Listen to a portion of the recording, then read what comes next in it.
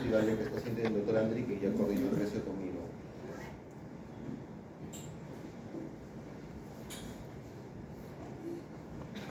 Ay, vine sin comer, güey. Y encima no almuerzo. ¿Te das cuenta? No se me sabe. ¿Por qué me confieren ahora? Todo bien. Saludos, mándenme foto de la No, en orden. la mañana estuve repasando los envíos, Marina. ¿Y de qué exactamente dicen los casos? ¿Marina? No. Cumpleaños de alguien.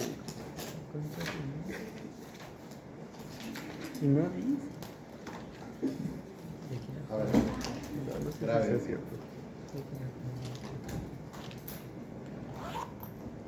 ¿Qué ya saben? Está ya. Listo, el carcinoma más frecuente de la piel es el carcinoma vasocelular, en segundo lugar el carcinoma escamoso. El carcinoma más agresivo de origen primario cutáneo es el melanoma maligno. Ya. Luego tenemos las lesiones premalignas, pero no la voy a tomar eso. Lesiones benignas de la piel, sí. La lesión benigna más frecuente que encontramos es el nevus. Luego tenemos a la queratosis seborreica y también tenemos a la elastosis solar. ¿Ya? Entonces, carcinoma vasocelular, carcinoma escamoso, melanoma maligno, nevus, elastosis solar, queratosis seborreica. Hay muchas más lesiones en el espectro dérmico, pero no se preocupen. Entonces, respecto al carcinoma vasocelular, es súper frecuente, ¿ya? El carcinoma vasocelular característicamente tiene una empalizada nuclear y moco por debajo de esta empalizada. El carcinoma escamoso se diferencia básicamente por las perlas córneas y el melanoma maligno por ser un tumor con un núcleo prominente y pigmento. El melanoma maligno es el que tiene el peor pronóstico. Cuando es capturado en estadios iniciales puede ir bien. Si está capturado en estadios avanzados, como por ejemplo lesiones satélites distantes, metástasis ganglionar o metástasis a otros órganos, el pronóstico es más sombrío. El pronóstico de vida 6 meses, 2 años, dependiendo exactamente del estadio. Carcinoma de próstata. Casi todos los hombres vamos a tener neoplasias prostáticas. El carcinoma de próstata más frecuente es el adenocarcinoma ductal de próstata. El adenocarcinoma de próstata se diagnostica con 7 criterios. 1, el score Gleason. Los score Gleason van de 6 a 10. ¿Ya? 6, 7, 8, 9 y 10. A más score, es decir, a mayor valor, peor pronóstico, peor comportamiento. Luego tenemos el grado o grupo ISUP, que depende del score Gleason. El score ISUP va desde el 1 al 5, siendo el 5 el peor grupo y el 1 el más buenito. Luego también tenemos que se informa la invasión vascular, la invasión perineural y la extensión extraprostática. Score Gleason, grupo ISUP. Score Gleason, grupo ISUP, adenocarcinoma de próstata. Para el cribaje del adenocarcinoma de próstata utilizamos, por ejemplo, el nivel de PSA, los índices de PSA total sobre PSA libre, los scores, ecografía de próstata, tacto rectal. Pero el diagnóstico gold estándar es una biopsia.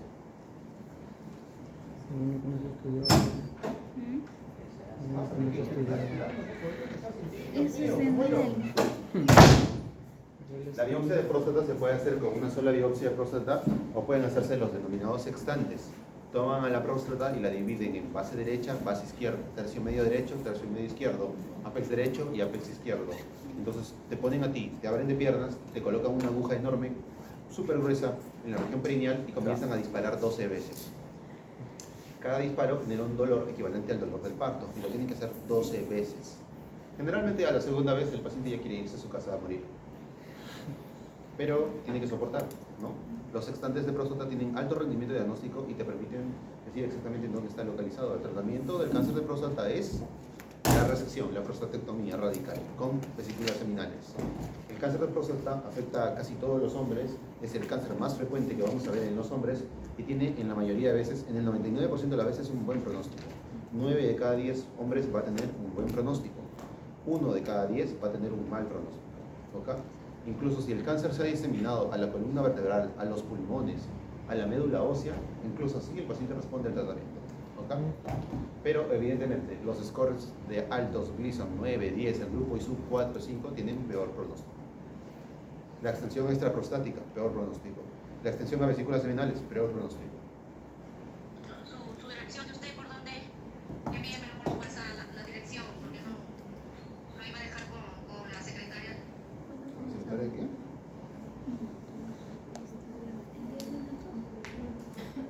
Muy tarde, Vanessa, muy tarde. Qué responsable que eres, ¿no?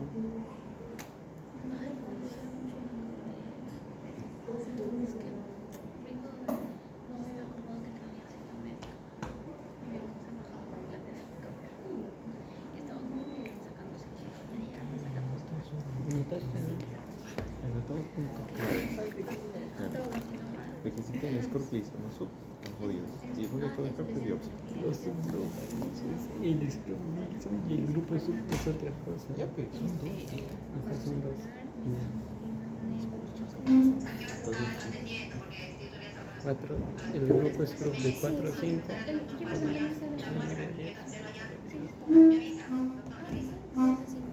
Ah, claro, vaya con la licenciada del doctor José, le deja ahí a las muestras el dinero y ya nosotros siempre mandamos a recoger a partir de las 5. Gracias, atento. Segunda parte, borró mi ventana. ¿Cuántas veces has dicho eso?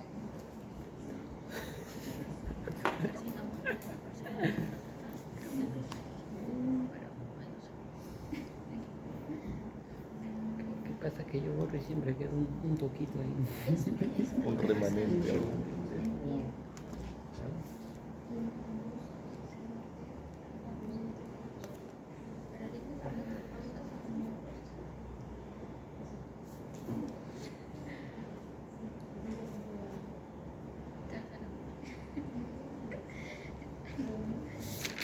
Seguimos.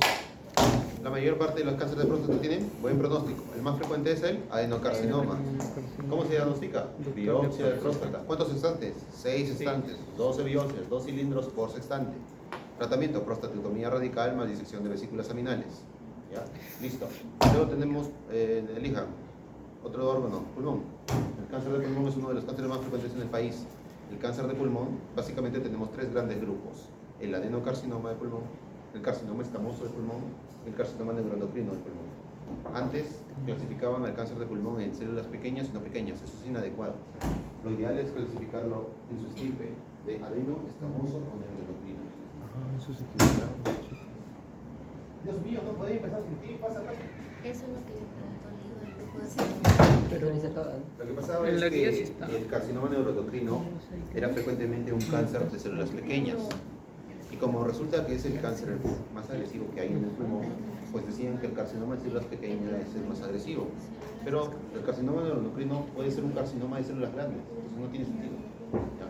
Los patólogos y los elementos más antiguos siguen clasificándolo en pequeñas y no pequeñas, pero lo ideal es clasificarlos en adenocarcinomas escamosos y neuroendocrinos. El que es más frecuente, adenocarcinoma. El que es menos frecuente, neuroendocrino. El que tiene peor pronóstico, neuroendocrino. ¿Ok? El diagnóstico gold estándar de un tumor o un cáncer de pulmón es la biopsia nuevamente. Y la biopsia se hace por videobroncoscopía. Echas al paciente, le colocas una cámara que va por su tráquea a sus bronquios, llegas al último bronquio más chiquito y disparas una aguja que atraviesa el bronquio directamente hacia la zona de lesión. Entonces, la biopsia con broncoscopía es el gold estándar. Diagnóstico, adeno, escamoso o neuroendocrino. El diagnóstico actualmente se hace con morfología. Si es necesario el inmuno, le haces 2 marcadores, TTF1 y P63. Si es TTF1 positivo, es adeno. Si es P63 positivo, es escamoso. 63. Escamoso.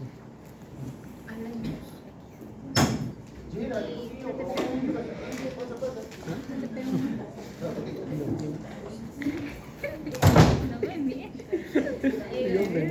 No sé. Por protocolo, todos los cánceres de pulmón de tipo adenocarcinoma pasan sí o sí a estudio molecular, inevitablemente. La ruta diagnóstica es tumor en el pulmón, biopsia, morfología, inmuno y estudios moleculares. Es inevitable. Un paciente con cáncer de pulmón de tipo adeno tiene que hacerse estudios moleculares. Los estudios moleculares son el EGFR. EGFR son las siglas del receptor del factor de crecimiento epidérmico humano. Luego se hace el KRAS, KRAS. Luego se hace el BRAF, BRAF. Luego se hace el ROS1, ROS1. Luego se hace el HER2, HER2. Y luego se hace el ALK, la quinasa del linfoma anaplásico, ALK. Entonces, marcadores moleculares que le haces a un paciente con cáncer de pulmón: EGFR, KRAS, BRAF, ROS1, HER2, ALK. ¿Ok? Todos los pacientes con cáncer de pulmón tienen que hacerse estudios moleculares. No negociable. El marcador molecular más... ¿Y marcador de cifra 21? ¿De qué? De cifra 21. Ese no lo conozco. ¿No? Entonces, el marcador que sí tiene que hacerse sí o sí es el EGFR. todo paciente con cáncer de pulmón de tipo adeno tiene que hacerse su EGFR. Fundamental, ¿ya? Así como a ustedes no les debe faltar su pollito a la brasa los domingos, el paciente con adeno tiene que hacerse su EGFR porque hay tratamiento, hay dianas terapéuticas para EGFR que permiten reducir el tamaño del tumor. Tú vienes con tu tumor de 10 centímetros en el segmento apical, te dan EGFR y desaparece. Ya luego si vuelve ya fuiste, pero no importa. Entonces, diagnóstico de cáncer de pulmón, videobroncoscopía, biopsia, morfo, inmuno, molecular. ¿Ok? La mayoría de cánceres de pulmón son adenocarcinomas y se ubican en la región periférica de los pulmones, mientras que los carcinomas de células escamosas tienden a ser más centrales porque están más pegados a los bronquios, porque surgen en general de displasia. Los pacientes con carcinoma escamoso de pulmón son pacientes que han estado expuestos a factores que predisponen lesión escamosa, por ejemplo, el humo del tabaco, ¿qué más?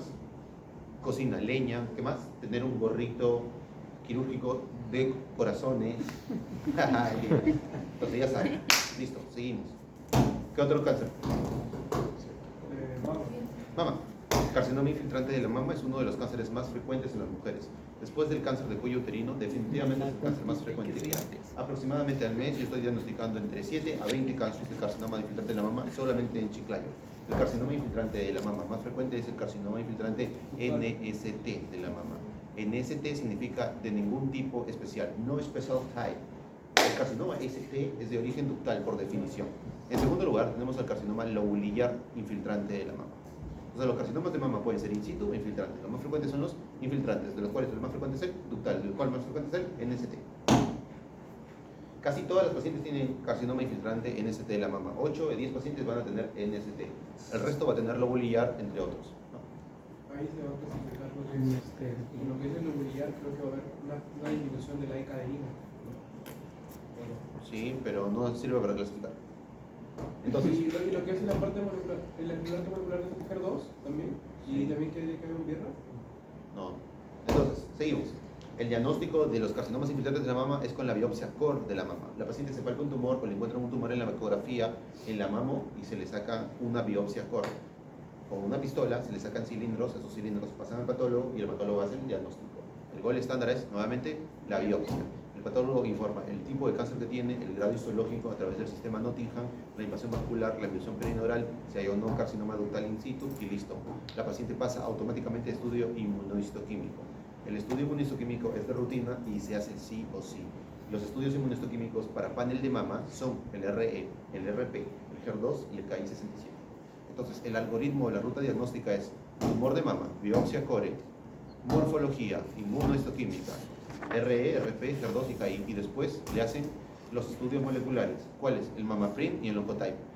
Todo un perfil genético a través de PCR o secuenciación de siguiente generación, donde se conoce el perfil genético del cáncer y se puede predecir su respuesta al tratamiento y la supervivencia del paciente. Es no negociable. La ruta diagnóstica, desde que te palpas tu tumorcito hasta que te hacen el estudio molecular, tiene que ser de 5 días como máximo. En nuestro país no es así, excepto en la clínica Delgado y en algunas clínicas como por ejemplo la angloamericana y la peruano-japonesa, ¿no? Donde sí llegan a 5 días. Anaí de Carnas, 5 días. ¿Ya? La mayoría del sistema público nacional, la ruta diagnóstica puede tomar, ¿cuánto creen? 5 meses. ¿5 meses? Sí. Año y medio. Desde que la paciente en su pueblito se palpa el tumor hasta que accede a una cita pasan 3 meses. Desde que le dan una cita con la ecografía, otros 3 meses más. Desde que ve los resultados del cirujano oncólogo, otros 3 meses más. Desde que le pueden hacer una biopsia, quizás 2 semanas. Desde que le hacen la biopsia hasta que le leen, 3 meses. Desde que le leen hasta que le hacen el inmuno, otros 3 meses. Y así podemos seguir. Faltan especialistas, faltan cirujanos oncólogos, faltan radiólogos, faltan patólogos, falta gente. Lastimosamente se ha tratado de reducir esto, ¿no? Pero igual, la reducción es ridícula, ¿no? Cada día que pasa, mayor riesgo para la paciente. Así que si tienen un tumor de mama o alguien que necesite ayuda, me avisan y yo los ayudo. No, yo no les cobro. ¡No les cobro! ¿Te cobré? Ay. Ya les cobran, serán nosotros, ¿no? Pero sí, cualquier tumor en la mama que tengan, tienen que ir. Mis pacientes más jóvenes con cáncer de mama tienen 22 años, ¿ya? Y las que han fallecido más frecuentes son justamente las pacientes jovencitas y las pacientes adultas con metástasis. Aunque realmente estamos en un punto en donde la supervivencia con cáncer de mama es muy buena. Antes se moría, en los últimos 5 años ya no. ¿Ya? La causa de muerte más frecuentemente es una metástasis cerebral. El cáncer de mama se va al cerebro, sangras y listo, te quedas ahí. Entonces, Se dice que las pacientes que son más, que son nulíparas, o las que no tienen hijos, no dan lactancia, son más propensas a sí, ¿por qué? Leiter dijo eso. Te agarré.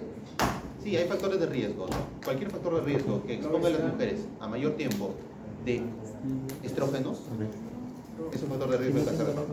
Como la mayoría de cáncer de mama son hormonodependientes, son luminales, las mujeres que han estado más tiempo expuestas en su organismo, en este caso al parénquima mamario, a estrógenos, tienen mayor riesgo.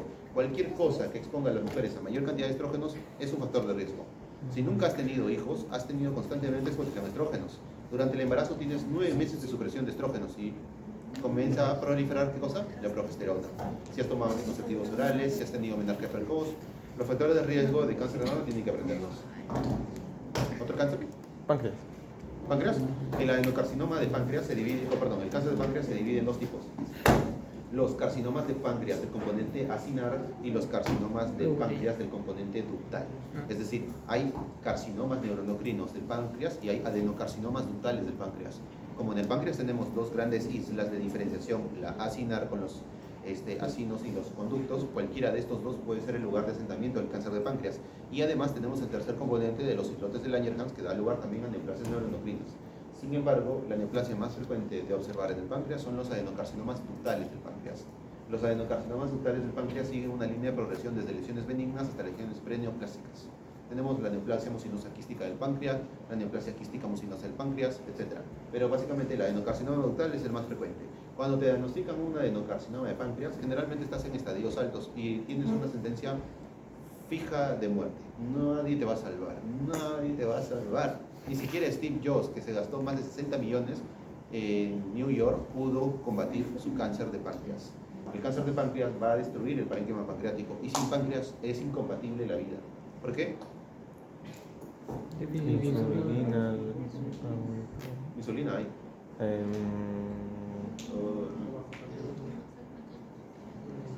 ¿Qué hace el páncreas? ¿Qué cosa? ¿Solo eso? No. Hay glucosa e insulina en parches, hasta en spray. ¿Cómo se El páncreas nos permite absorber nutrientes. Sin páncreas no absorberíamos nutrientes, solo tendrían que darnos nutrición parenteral. Y un humano con nutrición parenteral no sobrevive ni 6 meses. Por eso. Entonces ya saben, adenocarcinoma ductal del páncreas, causa más frecuente de cáncer de páncreas. Cáncer más frecuente de páncreas, peor pronóstico para el paciente. Seguimos. Hígado, vesícula, colon, estómago, endometrio. Bueno, en las mujeres el carcinoma de endometrioide y de endometrio es uno de los carcinomas más frecuentes, pero vámonos por partes. En el útero tenemos el asiento de varias neoplasias. En el útero tenemos al carcinoma escamoso del cervix, que es la neoplasia más frecuente ginecológica, y luego tenemos al carcinoma de endometrio, que es la neoplasia en segundo lugar más frecuente a nivel ginecológico en las mujeres. Después viene la del ovario. Dentro del endometrio nosotros vamos a tener varios tipos de carcinomas, dentro del cual el más representativo es el carcinoma endometrioide de endometrio. El carcinoma endometrioide de endometrio es el carcinoma, el adenocarcinoma más frecuente de endometrio, pero no es el único. Tenemos también el carcinoma seroso de endometrio, tenemos el carcinoma de células claras de endometrio, ¿ya? Carcinomas serosos de bajo grado o carcinomas serosos de alto grado del endometrio. Y de ahí tenemos muchos más carcinomas del endometrio, pero definitivamente el endometrioide, el seroso y el de células claras son los más frecuentes de observar. El que tiene peor pronóstico es el seroso de alto grado, ¿ya? Luego tenemos uno que es peor todavía que el seroso de alto grado, que se llama el carcinoma indiferenciado. El carcinoma indiferenciado es aquel carcinoma de endometrio que tiene un perfil inmunohistoquímico irregular, en donde no se puede decidir si fue primero seroso o fue primero endometrioide. Y luego tenemos a los carcinomas mullerianos mixtos del endometrio, que son carcinomas en donde coexisten sarcomas y carcinomas. Pero para su nivel de pregrado, enfóquense más en el seroso, células claras y endometrioide. El endometrioide remedia el endometrio.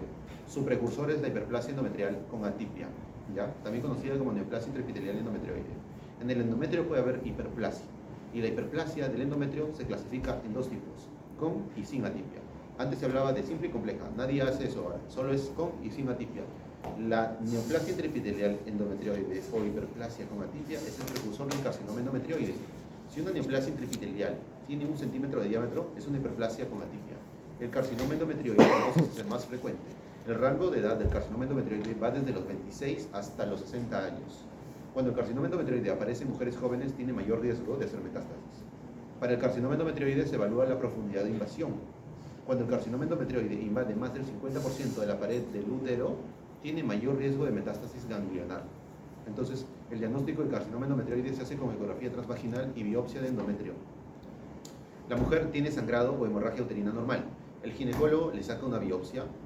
Bueno, antes le ha sacado una ecografía, han visto un endometrio más grueso, más de 11 milímetros de punto de corte. Saca una biopsia por curetaje, se la da el patólogo. Andri dice carcinoma endometrioide. El ginecólogo, con mi diagnóstico, va a hacer una tomografía pélvica. En la tomografía pélvica va a determinar el compromiso de la pared del útero, o también con la ecografía, pero lo que les importa a ellos es qué tanto se ha metido a la pared del útero. Si clínicamente se ha metido más del 50%, el cirujano le va a sacar el útero y los ganglios linfáticos pélvicos. Y si han comprometido menos del 50%, le va a sacar solo el útero. Es decir, el tratamiento estándar del carcinoma del endometrio es la histerectomía. Histerectomía. Todo paciente con carcinoma de endometrio va para histerectomía. Si compromete más del 50% del espesor uterino, va con histerectomía más disección ganglionar, pélvica, paraórtica, obturatrices, todo. ¿Ok? Porque cuando se mete más del 50% se incrementa sustancialmente el riesgo de metástasis ganglionar. El carcinoma endometrio tiene un buen pronóstico. ¿Eh? Si te detectan un carcinoma endometrio en estadios iniciales y te sacan el útero y los márgenes están libres, estás curada. Pero si ya tienes metástasis ganglionar, el pronóstico se hace más sombrío. Eso solamente para el endometrioide. Si tienes un seroso, la cosa se complica más. Sigamos. ¿Qué más? Tiroides. Carcinomas de tiroides. Bueno, la bibliografía nos dice que todos los humanos vamos a tener tumores en la tiroides. Inevitablemente todas las mujeres van a tener tumores en la tiroides. Los tumores en la tiroides son frecuentes en las mujeres. La neoplasia en las tiroides puede ser benignas o malignas. Cuando toda la tiroides se ve incrementada de tamaño, se llama bocio difuso. Es una hiperplasia difusa de toda la tiroides. Cuando solo una zona de la tiroides, en forma de nódulo encapsulado, tiene un incremento de tamaño, hablamos de adenoma folicular, que es la neoplasia más frecuente de encontrar en las glándulas tiroides, especialmente en mujeres. Y luego tenemos a las neoplasias malignas, dentro de la cual el carcinoma papilar de tiroides es el más frecuente a observar. Casi 9 de 10 pacientes son carcinoma papilar de tiroides. El resto se dividen entre carcinomas foliculares, carcinomas oncocíticos, carcinomas de células Carter, carcinomas medulares y carcinomas anaplásicos de tiroides. Entonces, el cáncer más frecuente de la glándula tiroides es el carcinoma papilar. Luego tenemos al folicular. Al último tenemos al anaplásico. El que tiene el peor pronóstico es el anaplásico. El que tiene el mejor pronóstico es el folicular. ¿Ok? El anaplásico es el peor carcinoma de tiroides que hay, capaz de crecer 1 centímetro al día. Es una bestia, nadie lo controla, no se puede detener. Una vez que te diagnostican, te quedan solamente 1 mes o 2 antes de que se meta tu mediastino y te mate. El tratamiento estándar del carcinoma papilar de tiroides es la tiroidectomía total. Toda la tiroides sale. El tratamiento para los carcinomas foliculares puede ser hemitiroidectomía. La ruta diagnóstica es así. La delegada se palpa un nódulo, acude al radiólogo o al patólogo le hace una ecografía con BAF, le saca esto, el patólogo informa si es una lesión folicular o un carcinoma papilar. Si informa carcinoma papilar, va a sala, le quitan toda la tiroides y determinan que sea un carcinoma papilar. Si clínicamente hay compromiso ganglionar, le sacan la tiroides y todos los ganglios, ¿ya? Del lado o bilateral. Incluso si macroscópicamente hay invasión de vena yugular o de músculos, te sacan todo, músculo, vena yugular y todos los ganglios. ¿Ok? El tratamiento es excelente, el tratamiento muchas veces es curativo, hay remisión total. Tengo unas 3 o 4 alumnas con carcinoma papilar de tiroides de 10 años que están súper bien. Si te diagnostican un carcinoma papilar de tiroides, si te sacan la tiroides, estás curada. Tiene un excelente pronóstico. Cualquier nódulo que se palpen, tienen que ir sí o sí a que se haga una ecografía más toma de BAF. Sí o sí. Porque si son diagnosticadas cuando esa cosa es chiquitita, excelente. Se define como microcarcinoma papilar de tiroides cuando mide de 1 milímetro a 1 centímetro. Microcarcinoma papilar de tiroides. ¿Por qué la prevalencia es mayor en mujeres? No tengo ni idea. Luego tenemos el carcinoma folicular de tiroides. El carcinoma folicular de tiroides se caracteriza por metástasis ganglionar. Perdón, no hacer metástasis ganglionar. Entonces, si tú tienes una paciente con nódulos en la tiroides y metástasis ganglionar clínica, piensas en papilar. Si no tiene metástasis, piensas en folicular. Pero por epidemiología, lo más frecuente es un papilar. Características nucleares del carcinoma papilar. Son 6 características que se utilizan para el diagnóstico. Aclaramiento nuclear, surco nuclear, pseudoinclusión nuclear, anaplasia nuclear, irregularidad nuclear y pérdida de la polaridad. ¿Ya? La característica histológica más destacable de los carcinomas papilares es el aclaramiento nuclear y la disposición papilar. El aclaramiento nuclear se denomina ojitos de la wolframita Annie. Se debe a que el material del núcleo se pega a la carioteca, dejando ópticamente vacuo el núcleo. Eso, más las autoclusiones y los surcos, son altamente característicos de carcinoma papilar y no se necesita inmunohistoquímica. Es un cáncer que se diagnostica solo con morfología. Un carcinoma papilar se puede convertir a un carcinoma anaplásico, ¿ya?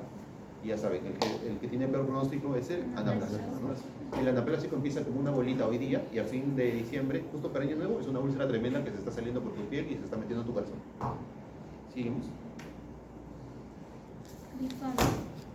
Linfoma, ahí está. Las neoplasias del sistema linfohematopoyético se pueden clasificar de diferentes formas. De acuerdo a las células de origen, pueden ser, por ejemplo, de estirpe mieloide, de estirpe linfoide, de estirpe linfoplasmocítica, etc. En este caso, las neoplasias del sistema linfohematopoyético más frecuentes de encontrar son los linfomas. Los linfomas se dividen en dos grandes grupos, en linfomas de Hodgkin y linfomas no Hodgkin. Los linfomas no Hodgkin representan 9 de cada 10 linfomas en el Perú y en el mundo. Nosotros tenemos aproximadamente 5 o 6 linfomas de Hodgkin y más de 200 linfomas no Hodgkin. Y las instituciones públicas en el país deben estar igual, ¿no? En el país no deben haber más de 200 linfomas de Hodgkin diagnosticados al año y miles de linfomas no Hodgkin. Los linfomas no Hodgkin, por lo tanto, son los más frecuentes de observar. A su vez, los linfomas no Hodgkin se clasifican en las células que da origen. 1. Los linfomas no Hodgkin de células B. 2. Linfomas no Hodgkin de células T. Lo más frecuente es los de células B. 8 de cada 10 veces los linfomas son de células B. Linfoma no Hodgkin de células B. A su vez, los linfomas no Hodgkin de células B se van a clasificar en qué estadio de maduración ocurrió su nacimiento. Como ustedes saben, los linfocitos, tanto B como T, nacen en la médula ósea. El linfocito naive o linfocito madre da lugar a las células madre de linfocitos pre-B y pre-T. Las células madre de linfocitos pre-T sale de la médula ósea y se va al timo, en donde dará lugar a los linfocitos T, mientras que las células madre pre-B se quedan dentro de la médula ósea. Los steps de maduración de linfocitos B ocurren dentro de la médula ósea, ¿ok? Y luego el linfocito B sale de la médula ósea, entra al seno subcapsular del ganglio y se localiza en el ganglio, donde finalmente viaja al centro germinal, en donde va a madurar. Madura en el sentido de que las células presentadoras de antígenos le van a presentar antígenos para que el linfocito B aprenda a combatirlos. Yo les digo a los niños como ustedes que esto es así. Este eres tú en el útero de tu mami. Este eres tú en inicial. Acá ya estás terminando inicial y pasaste a primaria, secundaria, centro preuniversitario, universidad. El centro germinal es como la universidad. Las células presentadoras de antígenos de todo el cuerpo llegan a los centros germinales y le muestran antígenos a nuestros linfocitos. 1, para la tolerancia inmune, autotolerancia, y 2, para que combatan enfermedades. ¿Ya? Entonces, todos los antígenos a los que han estado expuestos su cuerpito caribeño han sido presentados a los linfocitos B y se eliminan a los linfocitos B autorreactivos y se conservan a los linfocitos B que sí reaccionan contra antígenos extraños. Que ingresa una partícula de plomo por tu piel y la célula de Langerhans se la lleva al centro germinal y se la muestra al linfocito. Que te hiciste un tatuaje desconocido en el pasaje Boyke o en Chiclayo, pues esa tinta termina en una célula presentadora de antígeno y termina ahí presentándose al linfocito. ¿Ok? Antígenos bacterianos, antígenos virales, sustancias extrañas, pelos, hongos, cualquier cosa es presentada a los linfocitos B. Específicamente, ¿cómo puede una célula dendrítica presentar cosas si no sabe cuál es su propio de género? Nadie tiene ni idea. Supongo que la IA lo descubrirá. Entonces, dentro del centro germinal tenemos dos tipos de linfocitos, los centroblastos y los centrocitos. Los centroblastos son los pre y los centrocitos son los centroblastos maduritos. Es decir, eres tú en primer ciclo y acá estás aquí a final del ciclo. Luego, cuando te gradúas, te conviertes en el último step de maduración del linfocito B, la célula plasmática. La célula plasmática es el último estadio de maduración del linfocito B. Es lo último. El doctor André es un plasmática, un viejito. ¿Ya? Y la célula plasmática tiene como función producir anticuerpos. Entonces, se le enseña al linfocito B a combatir antígenos y él se gradúa como una célula plasmática que es capaz de producir antígenos contra lo que se le ha mostrado. ¿Ok? ¿Por qué es importante que dominen esto que es básicamente fisiología y maduración normal del sistema linfomatopoyético? Porque cada uno de estos steps de maduración es básicamente una división de mitosis. Y cuando ocurre división de mitosis pueden ocurrir errores genéticos, ¿ya? Translocaciones, delecciones, supresiones, anulaciones, etc. Entonces, cada vez que linfocitos se han dividido, pueden ocurrir errores genéticos. Significa en toda la escala de maduración, los eventos mutagénicos van a dar lugar a origen de linfomas. Si los linfomas ocurren en la maduración de linfocitos durante la médula ósea, se convierten en neoplasias blásticas, es decir, linfomas linfoblásticos o leucemias linfoblásticas. Si las mutaciones ocurren dentro del ganglio linfático en las líneas de maduración antes del centro germinal, son linfomas precentrogerminales. Si ocurren dentro del centro germinal, son linfomas centrogerminales. Y si ocurren después de salir del centro germinal, son linfomas postcentrogerminales. Entonces tenemos que los linfomas no Hodgkin pueden ser 1. de células B precursoras blásticas, 2. precentro, centro, postcentro. Y tienen que aprenderse a las pop stars de los linfomas, las Blackpink de los linfomas. 1. La leucemia linfoblástica es el linfoma linfoblástico de células B. Básicamente es la misma entidad, la única diferencia es cómo se expresa. Una leucemia se expresa más en sangre, un linfoma se expresa más en ganglios. ¿Ya? Inmunohistoquímicamente son idénticos, molecularmente hay ciertas diferencias. Pero básicamente la leucemia linfoblástica B o linfoma linfoblástico B es una neoplasia frecuente, especialmente en la edad pediátrica. Tiene translocaciones características, etc. Luego tenemos a las PRE, donde el que más resalta es el linfoma de células del manto. ¿Qué hay fuera del centro germinal? Manto. ¿Y qué hay fuera del manto? Marginal. Manto. Linfoma de células del manto. Un linfoma no Hodgkin súper frecuente, agresivo, cuya variante blástica se considera un linfoma B difuso de células grandes. Luego tenemos a los centros germinales, dentro del cual el más frecuente es el linfoma B difuso de células grandes. Y luego tenemos al linfoma de Hodgkin. Aunque no es no Hodgkin, los linfomas de Hodgkin se consideran centrogerminales. Pregunta Banquito. Luego tenemos al linfoma velicular y el linfoma de Burkitt. Y acá tenemos a los postcentrogerminales, en donde tenemos al MAL, al linfoma linfoplasmocítico, a las neoplasias de células plasmáticas como los mielomas y a las gamapatías monoclonales de significado indeterminado. Por ejemplo, el linfoma más frecuente de observar es el linfoma B difuso de células grandes. Las siglas son LBDSG. Linfoma B difuso de células grandes es un linfoma que aparece en cualquier parte de tu cuerpo. Puede aparecer en la piel, en la pierna, en el cerebro, en el corazón, en los ganglios, etc. Incluso el manto, variante blástica, linfoma folicular grado 3. Un Burkitt, el inclasificable y el MAL pueden terminar transformándose en un B difuso. Es el linfoma más frecuente y a la vez el más agresivo. ¿Ya? Y es de células B y puede ser tanto centrogerminal como postcentrogerminal. ¿Ok? Burkitt. El doctor Burkitt, un cirujano, un traumatólogo, se fue a África. El doctor Burkitt se fue a África a ayudar a las personas. Mientras estaba en África, el doctor comienza a notar que los niños africanos presentaban una tumoración en la mandíbula, una tumoración que crecía rápido y estaba ulcerada. Así que él comienza a recopilar los casos y comienza a describir las lesiones, ¿no? Eran niños de 7 a 11 años con tumores en la mandíbula, sangrantes, grandes, que deformaban la encía, etc. Así que él publica su primer artículo con el nombre de osteosarcoma de Burkitt. Posteriormente, un par de hermanos patólogos se dieron cuenta de que no se trataba de un osteosarcoma, sino de un linfoma. Y así nace, por fin, el linfoma de Burkitt, del cual tenemos 3 variantes: la clásica, la endémica y la relacionada con el VIH o inmunodeficiencia. ¿Ya? El linfoma de Burkitt tiene características morfológicas clásicas, como por ejemplo el patrón Star Sky o el cielo estrellado. Básicamente cada uno de estos tiene claves morfológicas, claves que te permiten hacer el diagnóstico, pero actualmente el diagnóstico de los linfomas no es morfológico. El diagnóstico de los linfomas es inmunohistoquímico y molecular. Grandes patólogos a través del tiempo se esforzaron por describir y encontrar características morfológicas claves que permitieran hacer su diagnóstico. Por ejemplo, la doctora Jade. Pero no es suficiente. Cada uno de ustedes tiene en su mente un universo, cada uno es subjetivo, cada uno tiene una forma de mirar y de apreciar las cosas. Así que definitivamente métodos cualitativos para hacer una clasificación de este tipo de neoplasias fracasaron. Lo mejor es inmuno. El diagnóstico del linfoma es con inmuno. Y obviamente molecular. Actualmente el estado del arte actual es: tu diagnóstico del linfoma necesita inmuno y molecular.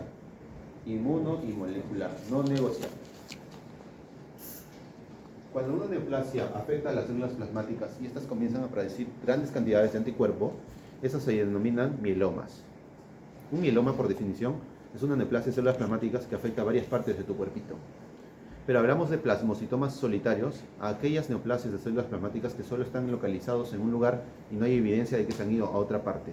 Entonces, si tú tienes a 1 millón de plasmocitos en un solo lugar, eso es un plasmocitoma solitario. Pero si ya tienes varios plasmocitomas solitarios, eso por definición es un mieloma. Antes del mieloma hay una entidad que se conoce como gamapatía monoclonal de significado indeterminado, que es una condición en donde el paciente tiene un exceso de anticuerpos y de células plasmáticas, pero sin criterios suficientes de ser una neoplasia. Luego tenemos el linfoma mal, es un linfoma post-centrogerminal, porque está en la zona marginal. Centrogerminal, manto, marginal. Marginal, linfoma mal. El linfoma mal es el único linfoma del cuerpo humano que es capaz de curarse con antibióticos, especialmente el gástrico. El linfoma mal gástrico está vinculado con el Helicobacter pylori. Un poco de tratamiento erradicador contra el HP y estás curado. Banquito. Doctor, ¿y la biopsia excisional también se utiliza? Muy buena pregunta. El diagnóstico por primera intención ante un paciente que tiene adenopatía se debe hacer con biopsia excisional. Es decir, si tú tienes un ganglio en el cuello, en la región axilar o en la inguinal, lo ideal es que te saquen el ganglio entero para hacer el diagnóstico por primera vez del linfoma.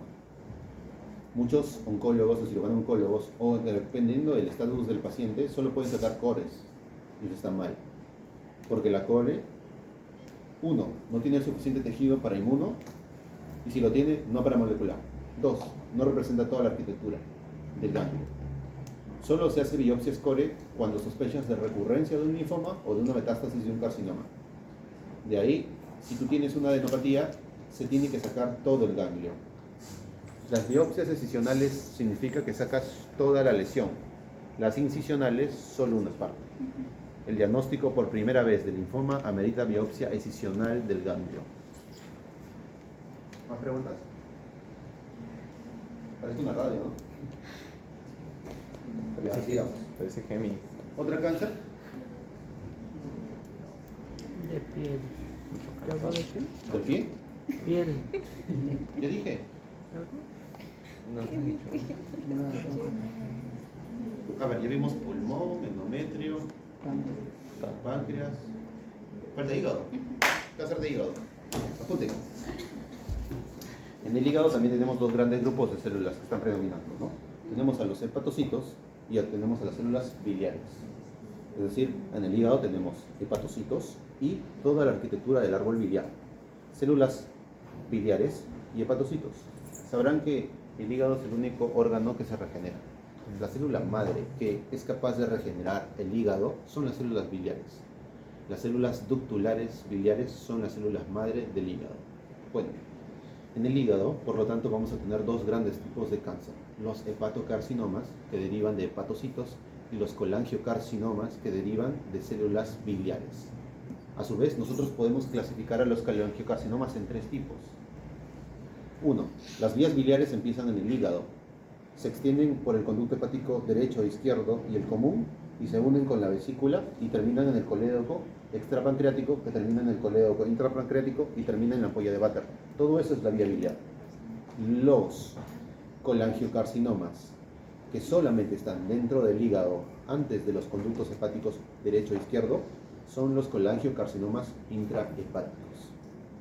Los colangiocarcinomas que empiezan en el conducto hepático derecho, izquierdo, común y cístico son los tumores de Klatskin o colangiocarcinomas iliares. Y los colangiocarcinomas que afectan al colédoco distal y al colédoco intrapancreático son los colangiocarcinomas distales. Entonces, los que afectan al hígado, intrahepáticos. Los que afectan al ilio, iliares o de Klatskin. Los que afectan al colédoco distal e intrapancreático, colangiocarcinomas distales. La división anatómica no es arbitraria, se decidió así porque el pronóstico es diferente. Los colangiocarcinomas más frecuentes son los que ocurren en el ilio, los tumores de Klatskin. En segundo lugar, los tumores del colédoco distal. Y en tercer lugar, los intrahepáticos. Los colangiocarcinomas que tienen peor pronóstico son los iliares. En segundo lugar, los distales. En tercer lugar, los intrahepáticos. Es básicamente porque te sacan el hígado y te ponen el de tu hermana. ¿Ya? Y estás curado. El diagnóstico de colangiocarcinoma amerita solamente imágenes y estudios de marcadores tumorales. No es necesaria la biopsia. Solo con el diagnóstico tomográfico con contraste y marcadores tumorales te hacen el diagnóstico de colangiocarcinoma. Niveles de alfa-fetoproteína y CA19-9 son los marcadores tumorales de elección. La alfa-feto debe ser negativa y el CA19-9 debe estar elevado y tienes un colangiocarcinoma. Lo mismo para el hepatocarcinoma. El hepatocarcinoma actualmente no se diagnostica con biopsia. Basta solo una tomografía con contraste y niveles de alfa-feto elevados para saber que tienes un hepatocarcinoma. El problema es que solo 6 de cada 10 hepatocarcinomas elevan la alfa-fetoproteína, así que hay un 40% de ventana que puede ser un falso negativo. Pero como la mayoría sí lo son, tú solamente le dices, señora, tiene una masa en el hígado, vamos a hacerle alfa-feto. Y si esta cosa está elevada, eso es un hepatocarcinoma. No hay ningún otro tumor que lo eleve excepto los benignos. Entonces, el diagnóstico tomográfico debe ser hecho por un radiólogo que tenga experiencia, ¿no? Como saben, la radiología es una especialidad súper inespecífica, innecesaria, inexacta, además de subjetiva, así que depende mucho de qué radiólogo esté viendo ese hígado para tener sensibilidad. Pero el principio es el mismo. El hígado recibe sangre de la vena porta. Cuando haces una tomografía con contraste, el contraste pinta en fase arterial el hígado, ¿no? Pero básicamente, si en fase venosa tenemos una captación de contraste, eso es un hepatocarcinoma positivo en fase venosa. Es completamente incompatible con hígado normal. Entonces, tomo con contraste marcadores tumorales y te omites un rinconcito en la pancita. Muy bien, entonces luego tenemos a los hepatocarcinomas. Los hepatocarcinomas tienen varios sistemas de gradación. El Edmondson-Steiner es el sistema de gradación más usado para hepatocarcinoma. La mayoría de hepatocarcinomas van a tener un buen pronóstico, dependiendo del contexto clínico. Tienen factores de riesgo, como por ejemplo la colangitis biliar, la cirrosis biliar primaria, el alcoholismo. Y bueno, uno que no conocen es la exposición crónica a tickets.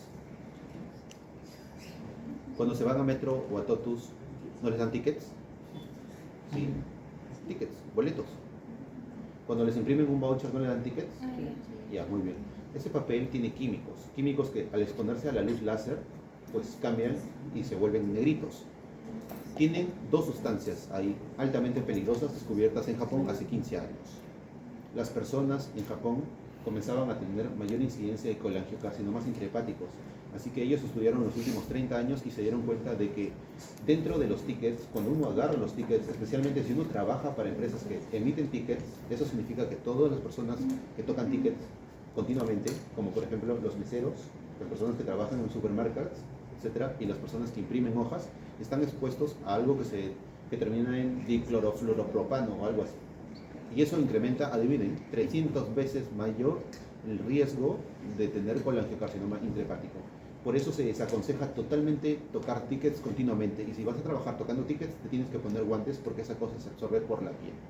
¿Ya? Los japoneses se dieron cuenta y publicaron eso y desaconsejan totalmente la manipulación de tickets directa de tu piel, y porque es 300 veces mayor el riesgo de hacer colangiocarcinoma.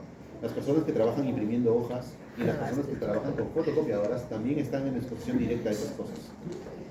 Te morís. Ya me morí. Traigo un ticket hace 5 días. Yo también. Cáncer. Esto es papel con químicos. Cuando la luz se expone, se oxida y se liberan estas sustancias volátiles que se absorben por la piel. La exposición continua a esto 300 veces para colangiocarcinoma. Ya saben. Por eso yo siempre lo cojo de la parte blanca. Es menú. Sí, es bien rico, pollito mechado. No me distraigas. Apréndanse los factores de riesgo del hepatocarcinoma. A ver otro.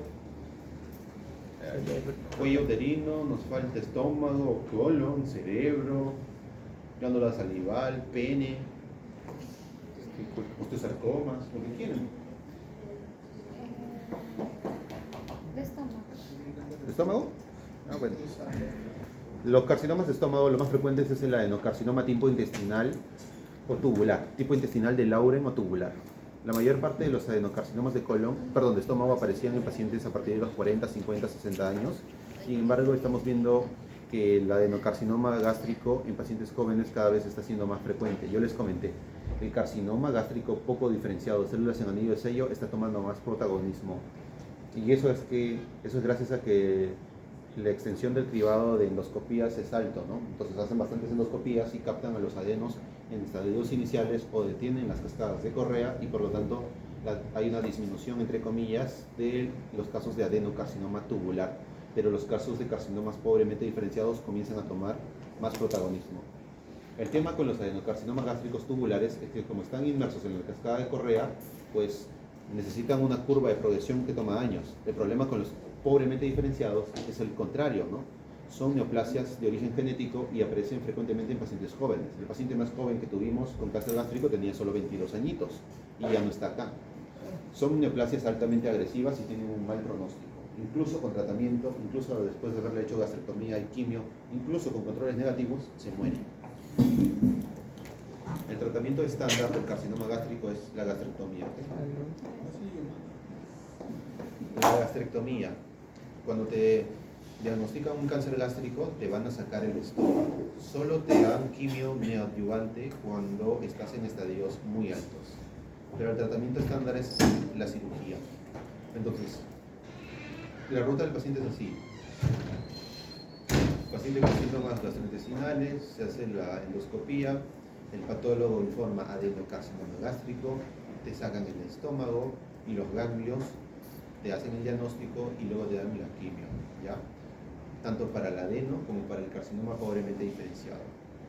Si imagenológicamente tienes compromiso ganglionar difuso, extensión a otros órganos, te dan primero quimio y luego tropedia. El pronóstico de vida depende exclusivamente del estadio, pero el que tiene peor pronóstico es el de células en anillo de sello.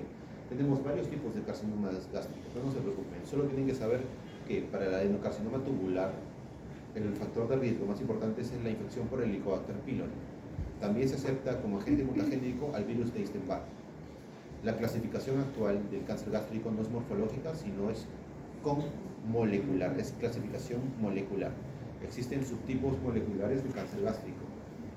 Entonces, el cáncer gástrico puede estar relacionado con virus de Epstein-Barr o con Helicobacter pylori, es decir, viral o bacteriano. El cáncer gástrico no es exclusivamente epitelial. Luego, en segundo lugar, están los linfomas gástricos. El linfoma es el segundo diagnóstico en frecuencia maligno no epitelial. En este caso, el más frecuente en el estómago es el B difuso de células grandes, luego tenemos al MALT y luego tenemos al folicular. El tratamiento de los linfomas gástricos es la quimio, no la cirugía, quimio. Cuando hay una neoplasia en donde no se sabe si es linfoma o carcinoma, se utilizan inmunohistoquímica, ¿ya? La mayor parte de los adenocarcinomas se localizan en el antro gástrico, en la curvatura menor. Sin embargo, pueden estar en cualquier parte del estómago. Cuando estamos hablando de cascada de Correa, recuerden la progresión, ¿no? Inflamación, atrofia, metaplasia, displasia, cáncer, ¿ya? En el caso de pacientes que tienen recurrencia de la enfermedad, generalmente van a ir a mal pronóstico. Siguiente cáncer. Colon. ¿Cuál? Displasia. Los adenocarcinomas del colon, los más frecuentes son igual los adenocarcinomas moderadamente diferenciados. El adenocarcinoma del colon allá afuera es frecuente en los colon sigmoides, en nuestro país es más frecuente en el colon derecho. El cáncer de colon puede afectar a cualquier parte del colon, al apéndice, al ciego, al ascendente al sigmoides, al recto y al ano. Los cánceres más frecuentes entonces son los del colon derecho. Lo más frecuente es el moderadamente diferenciado. El tratamiento estándar es la cirugía. Normalmente el paciente acude por cambios en el hábito intestinal, baja de peso, dolor abdominal sordo, le hacen la endoscopía baja, neoplasia, biopsia, adenocarcinoma, tratamiento, cirugía. La mayor parte de los adenocarcinomas de colon van a cirugía. La cirugía puede ser una hemicolectomía derecha, una sigmoidectomía o una colon rectosigmoidectomía, ¿no? Si están en el colon, el tratamiento de primera intención es la cirugía. Si el cáncer está en el recto ano, el tratamiento de intención es la radioterapia. Es decir, los cánceres del recto y ano primero se irradian, los cánceres del colon primero se operan. Después de la radioterapia se saca el recto y el ano. La radioterapia en la región rectoanal disminuye el tamaño del tumor y permite lo que se considera como cirugía R0. En el manejo oncológico de los pacientes, todos los cirujanos buscan lo que se denomina el R0. R0 significa, Andri, voy a sacar el colon, he sacado el tumor, no veo nada, márgenes libres, ¿tú qué ves? Microscópicamente libre, R0. R1, Andri, he sacado el colon y el tumor, no dejé nada, ¿tú ves algo?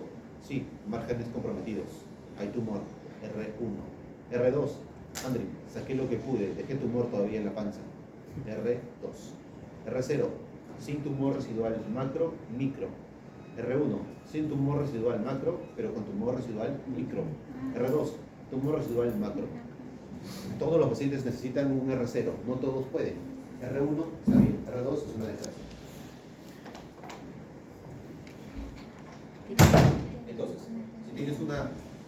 tumoración en la región del recto, primero vas a hacer radioterapia. Te sientan en una máquina, se dispara un rayo de haces gamma y te hacen disminuir el tamaño del tumor y ya luego te quitan tu potito. Pero para los tumores del colon derecho, el sigmoides, el tratamiento es la cirugía y luego la quimio. Si hay ganglios comprometidos, ¿no ponen quimio primero? ¿O No, incluso con ganglios comprometidos el tratamiento primero es la cirugía. Solo te dan neoadyuvancia, o sea, solo te dan quimio en vez de cirugía cuando el tumor se ha pegado a otros órganos. Pero incluso así, igual te operan, ¿no?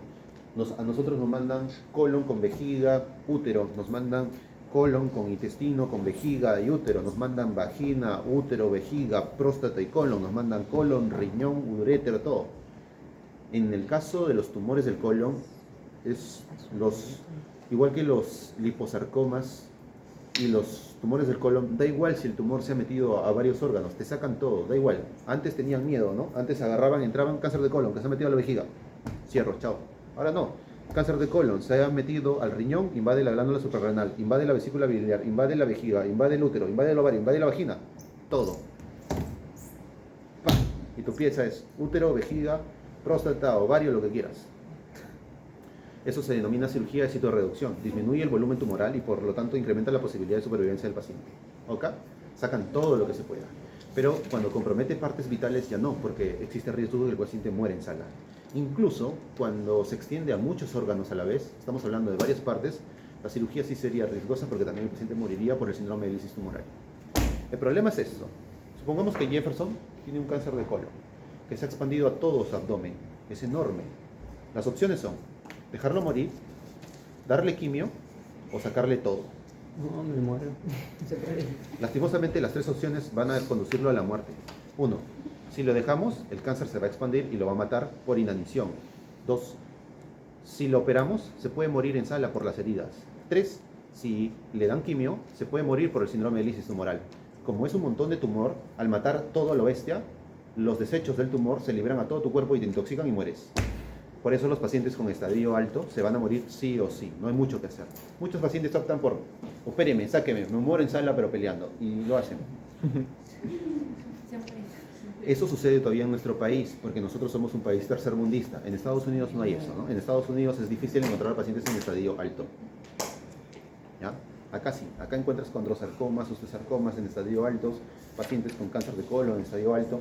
Después de la pandemia, nosotros normalmente antes de la pandemia recibíamos cánceres de colon en estadios moderados o que ya invadían vejiga. Después de la pandemia venían unas reales monstruosidades porque durante todo ese año no se pudieron atender.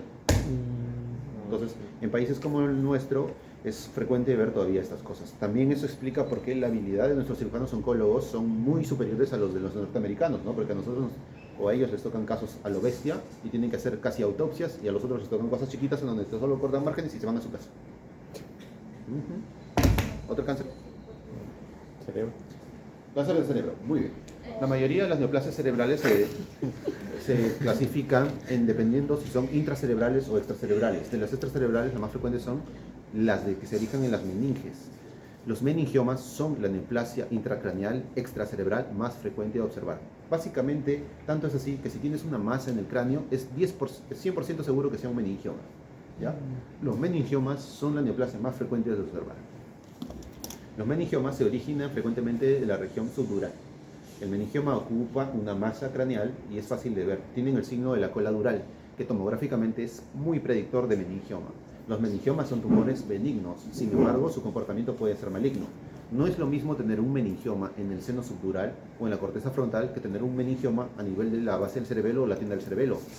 Uno te va a hacer tener una cabeza deforme como la mía y el otro va a empujar tu cerebelo por el agujero magno y te vas a morir. Entonces, aunque los meningiomas son tumores benignos, de acuerdo a su localización, pueden o no matarte. El tratamiento es la neurocirugía. Abren tu cráneo, cortan la parte del cráneo afectada, sacan el tumor y cierran. Te ponen una tapita de titanio o una prótesis o un pedazo de costilla.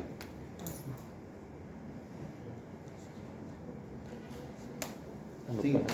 En segundo lugar, como tumores principalmente cerebrales, tenemos a los gliomas. Los gliomas son los tumores más frecuentes de encontrar, tanto en pacientes pediátricos como en pacientes adultos. Los gliomas pueden ser de alto o bajo grado, en realidad hay varios grados de gliomas. Pero actualmente la clasificación morfológica de los tumores cerebrales no tiene tanta relevancia. La clasificación molecular, sí. Todo tumor cerebral va a clasificación inmunohistoquímica y molecular. Igual que los linfomas se diagnostican con inmuno y molecular, los gliomas se tienen que diagnosticar de forma molecular. Un linfoma folicular puede ser indistinguible a un linfoma de manto, a un linfoma de células peludas o un linfoma mal. La única diferencia es la inmuno. Igual los gliomas. Un glioma puede ser un oligodendroglioma o un astrocitoma y generalmente se pueden diagnosticar así morfológicamente y luego el inmuno son diferentes y luego el molecular son diferentes. Los gliomas son los únicos tumores que inmunohistoquímicamente pueden ser idénticos, pero molecularmente pueden ser distantes. Eso hace que actualmente en neuropatología la clasificación molecular de los gliomas sea algo necesario. Por eso es que todos los pacientes con tumores cerebrales de tipo glioma necesitan clasificación molecular para una adecuada estratificación del riesgo. Entonces, dentro de nuestro cerebro, los gliomas se pueden originar de las células astrocíticas, de las células gliales o de las células microgliales. Pero ya les digo que da igual de dónde vino ni cómo se llame. Lo importante es qué clasificación molecular tiene. Si está mutado el NTRK, el IDH1 o el IDX1. ¿Seguimos? Perdón. Y hay tumores cerebrales de la edad pediátrica, dentro de los cuales el meduloblastoma es uno de los más frecuentes que hay que tener en consideración. También tenemos a rhabdomyosarcomas embrionarios y varios sarcomas cerebrales que son característicos, los ependimomas también, etc. No suelen preguntar eso, más les preguntan sobre meningiomas a ustedes. ¿Otro? Vesícula biliar, falta glándula salival, falta lengua, cervix.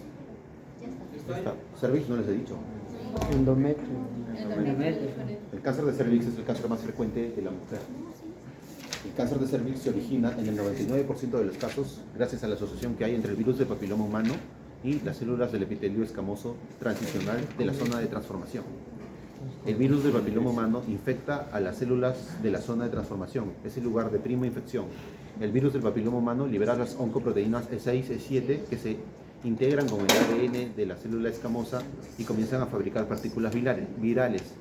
Esas partículas virales dan lugar a lo que se denomina como coilocitos, que son las células características de la infección por VPH.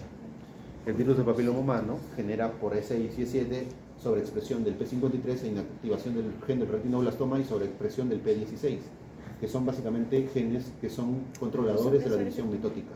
Sin el P53 o con el P53 mutado o con la expresión de K16 no hay nada que limite la división mitótica y por lo tanto la mitosis se descontrola.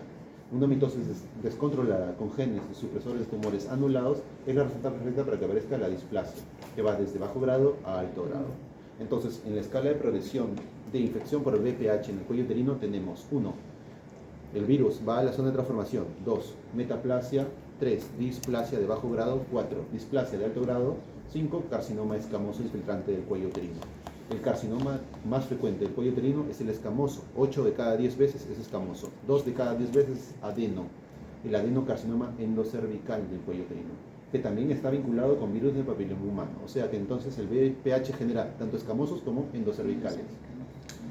La mayor parte de las pacientes con carcinoma escamoso del cuello uterino es capturada en estadios iniciales gracias al gran cribaje de PAPs que hay, ¿no? Es decir, el PAP te permite predecir quién tiene o no y luego tiene la biopsia, ¿no? Lastimosamente el rendimiento diagnóstico del PAP es de solo el 40%. Significa que solo el 40% de los PAPs tiene un adecuado diagnóstico. Pero el gold estándar sí es la biopsia de cervix. La biopsia de cervix tiene una adecuada sensibilidad para esto, ¿ya? Hablamos de cisca o carcinoma escamoso superficialmente invasivo del cervix cuando tenemos un carcinoma escamoso que invade menos de 5 milímetros en profundidad el estroma cervical. Cisca, SISSCA, carcinoma escamoso superficialmente invasivo del cervix. A partir de 5 milímetros en profundidad incrementa el riesgo de metástasis ganglionar. Es por eso que si tu patólogo no informa la profundidad de invasión, estás ciego acerca de en qué estadio puedes estar. A partir de 5 milímetros en profundidad ya se incrementa entonces el riesgo y ya se llaman carcinomas escamosos invasivos del cuello uterino. El tratamiento del carcinoma escamoso del cuello uterino es la histerectomía, traquelectomía y radioterapia, ya, en este caso braquiterapia. Generalmente, la mayoría de pacientes opta por la histerectomía, extirpan todo el útero, incluido el cervix, y el patólogo informa, ¿no?, si los márgenes están comprometidos o libres. Si el paciente tiene clínicamente invasión de la cúpula vaginal, del tercio superior de la vagina, de ganglios pélvicos o incluso de otras estructuras pélvicas, primero te van a dar radioterapia y quimioterapia y luego te operan. Gracias a Dios, el carcinoma escamoso es frecuente y a la vez es frecuente de encontrar en estadios iniciales y las pacientes sobreviven. Solo las pacientes que se dejan de lado, que no buscan consulta, tienen estadios altos y van a morir. El carcinoma invade primero por continuidad la región de la vagina, luego invade el recto y la vejiga y luego se disemina a ganglios y luego termina en tu cerebro y mueres. La mayor parte de los adenoides cervicales responden menos al tratamiento y por lo tanto tienen peor pronóstico en comparación con los carcinomas escamosos. Recuerden los virus de papiloma humano de alto y bajo riesgo y van a estar bien. Siguiente.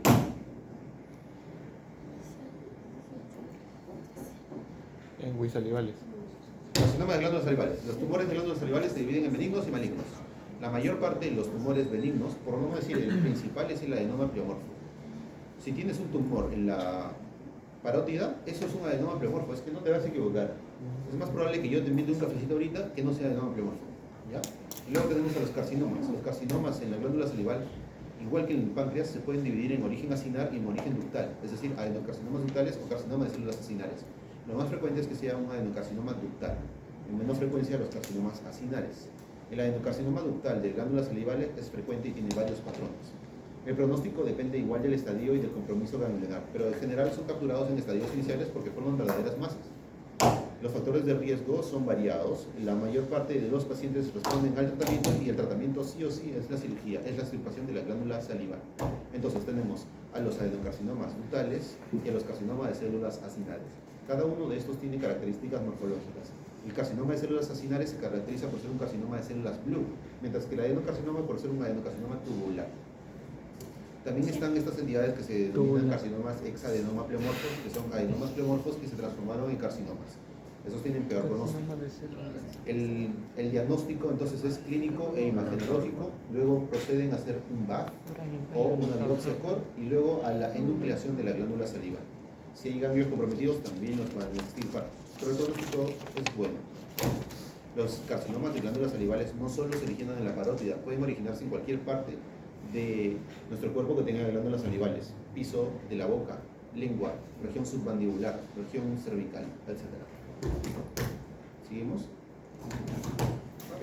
¿Qué más queda? Vesícula, excelente. De hueso. Los carcinomas de vesícula biliar son igual neoplasias malignas de origen biliar. La mayoría de los carcinomas de vesícula biliar tienen factores de riesgo altamente conocidos, dentro de los cuales la inflamación crónica mantenida a través del tiempo es uno de los principales. La inflamación crónica de la vesícula biliar va a predisponer la aparición de mutaciones. Una vesícula biliar se puede inflamar de forma crónica por varias causas, dentro de las cuales las litiasis vesiculares y los parásitos son los principales. La litiasis vesicular es con diferencia la más frecuente, causa colecistitis crónica, con fibrosis o colecistitis crónica santo-granulomatosa que termina por generar una atrofia de la mucosa y una fibrosis de la pared.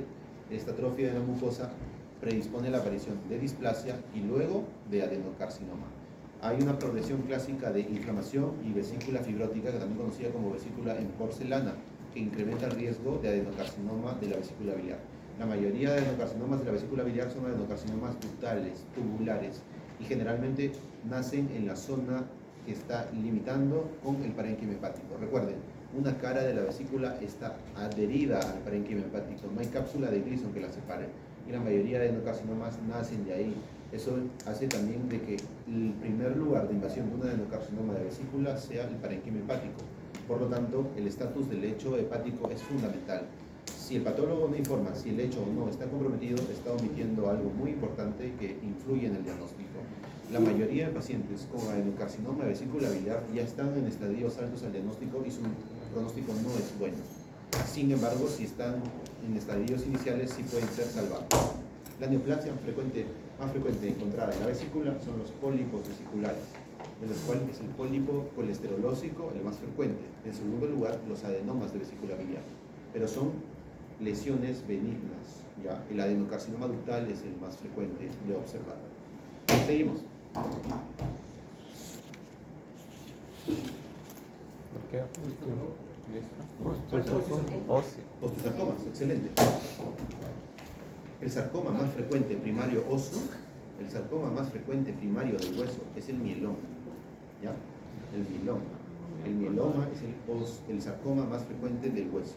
En segundo lugar, tenemos a los osteosarcomas. Se necesita actualmente una cantidad mínima, no regulada, de osteoide para hacer el diagnóstico de osteosarcoma. Cualquier sarcoma que tenga un poco de osteoide es osteosarcoma. Fin. Hay sarcomas que pueden tener diferenciación ósea, pero en general, si estás en hueso y radiológicamente hay una lesión ósea, eso es un osteosarcoma. Los osteosarcomas tienen un pico de distribución bimodal. Tenemos osteosarcomas que afectan a la edad pediátrica y osteosarcomas que afectan a adultos de 60 o 70 más años. Entonces, los osteosarcomas de la edad pediátrica también tienen localizaciones frecuentes: el fémur distal, la tibia proximal, el húmero proximal. En los osteosarcomas de la edad adulta también tienen una distribución similar. Los osteosarcomas se diagnostican con una triada: 1, radiografía; 2, biopsia; y 3, estudios de inmunohistoquímica. El diagnóstico de osteosarcoma no requiere inmuno necesariamente, es principalmente y sigue siendo morfológico. Se puede utilizar el MDM2 y el CDK4 para ayudarnos al diagnóstico. Los osteosarcomas tienen varios subtipos. Tenemos al osteosarcoma de células gigantes, al osteosarcoma de células grandes, al osteosarcoma pleomorfo y el osteosarcoma de superficie de alto grado y el osteosarcoma de bajo grado. El osteosarcoma de bajo grado o osteosarcoma parostal es el más bonito, el que se comporta bien, el que tiene el peor pronóstico. El osteosarcoma de superficie de alto grado es el que tiene el peor pronóstico, es el más agresivo, el que crece más rápido. Entonces, cuando te diagnostican un osteosarcoma, da igual en dónde esté, te tienen que amputar. Si es de tu dedito, chao mano. Si es de tu pie, chao pierna. Si es de tu rodilla, chao cadera. ¿Ya? Te diagnostican un osteosarcoma aquí, chao brazo. Te diagnostican un osteosarcoma en tu piernita, chao pierna. ¿Ya? Pierna con encuentro. Así le decimos. Muchos pacientes no quieren amputarse, así que se les avisa que no les queda más de 6 meses antes de que acceda al sistema muscular y terminen sus pulmones y terminen tosiendo sangre al oeste y muriéndose. Así que el diagnóstico es rápido y necesita sí o sí amputación. Fin, no hay otro tratamiento. La quimio se da después de la cirugía. El tratamiento es amputación. El osteosarcoma de alto grado es el peor, e incluso cuando se amputa, incluso así, no. Creo que, a ver, les cuento un caso rapidito. Paciente de unos 54 años estaba duchando, dice que mientras estaba duchando se resbala y se golpea la región del muslo en la ducha. Luego pasan 2 meses y se palpa una bolita en el muslo, se preocupa, se va al Almanzor. En el Almanzor en consulta, el traumatólogo le hace la ecografía y le diagnostica que es un hematoma. Lo manda a su casa, el hematoma sigue creciendo, regresa al Almanzor, el hematoma era súper grande, le ingresan a la sala, le sacan una biopsia y le informan los patólogos como osteosarcoma. Lo más interesante es que el hueso de él no tenía nada, así que el osteosarcoma era un osteosarcoma extraesquelético. Y así es, los osteosarcomas no necesariamente tienen que nacer del hueso. Existen los osteosarcomas extraesqueléticos. Son osteosarcomas primarios de tejidos blandos y son por definición súper agresivos. El paciente con el diagnóstico fue amputado, le sacaron toda la cadera, toda la pierna junto con la hemipelvis derecha y recibió radioterapia en la zona del muñón. 6 meses después volvió en los pulmones y se murió. No duró ni 6 meses. En niños, el diagnóstico de un osteosarcoma amerita la amputación del miembro, da igual dónde esté, o amputación del miembro, ¿ya? No se preocupen, estamos en un stage of the art donde te van a poner una pata robótica y ya. Luego tenemos a los condrosarcomas. Los condrosarcomas son sarcomas pero del cartílago. Se originan en las placas de crecimiento epifisiario o donde hay cartílago. Los condrosarcomas pueden ser de alto o bajo grado. Los condrosarcomas también van para amputación. ¿Ya? Condrosarcoma de rodilla, amputación de toda la pierna. Condrosarcoma del codo, amputación de todo. Los condrosarcomas tienen relativo mejor pronóstico que los osteosarcomas. Si en tu condrosarcoma hay hueso, ya no es un condrosarcoma, es un osteosarcoma. ¿Ya? Es una neoplasia condroide. Luego tenemos a varios otros sarcomas, por ejemplo, a los leiomiosarcomas. Son tumores malignos del músculo liso. Los leiomiosarcomas son frecuentes de encontrar en partes, por ejemplo, como del útero, en el cordón espermático, alrededor de los grandes vasos, etc. Por definición también tenemos a los liposarcomas. Los liposarcomas son los sarcomas de tejido adiposo más frecuentes que encontramos. Los liposarcomas se dividen en 2 grandes grupos, los que afectan a la región central del cuerpo y los que afectan a la región periférica. Los liposarcomas de los brazos y de las piernas tienen un pronóstico diferente que los centrales. Los centrales, los que afectan al retroperitoneo, la cavidad abdominal, la cavidad torácica, la cavidad pélvica, tienen peor pronóstico. Los liposarcomas actualmente se operan. El tratamiento estándar de un liposarcoma es sacarlo, ya sea si está en tu brazo, en tu pierna, en el músculo, en el retroperitoneo, es abrir y extirparlo. Los liposarcomas de los miembros periféricos no ameritan amputación, solo sacan el estosarcoma o todo el compartimento, ¿no?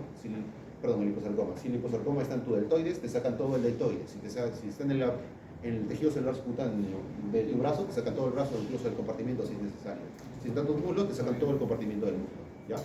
Pero si está en la región retroperitoneal o en la cavidad abdominal, te sacan todos los órganos que pueden. Los liposarcomas retroperitoneales son los más frecuentes que hay, ¿ok?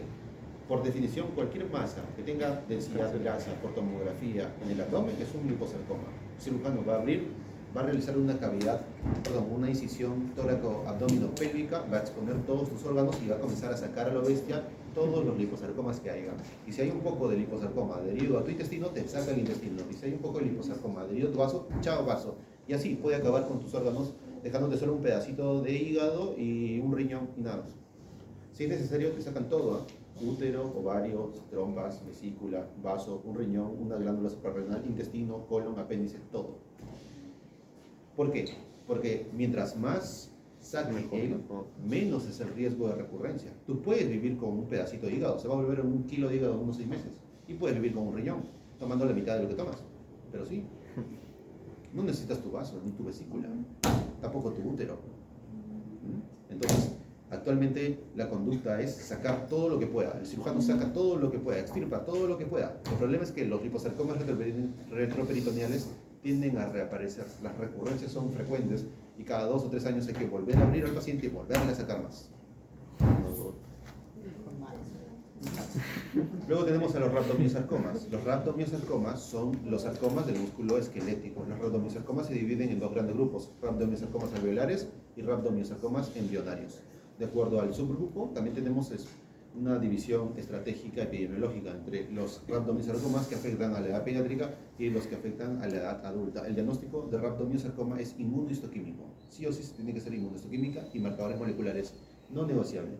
Igual que en el cerebro, los rhabdos pueden ser inmunohistoquímicamente iguales, pero molecularmente distintos. Los rhabdomyosarcomas son tumores que pueden aparecer en el cráneo, en los miembros inferiores, en cualquier parte en realidad, ¿no? Pero es frecuente su aparición en el cráneo, por ejemplo, y en el tronco en pacientes pediátricos.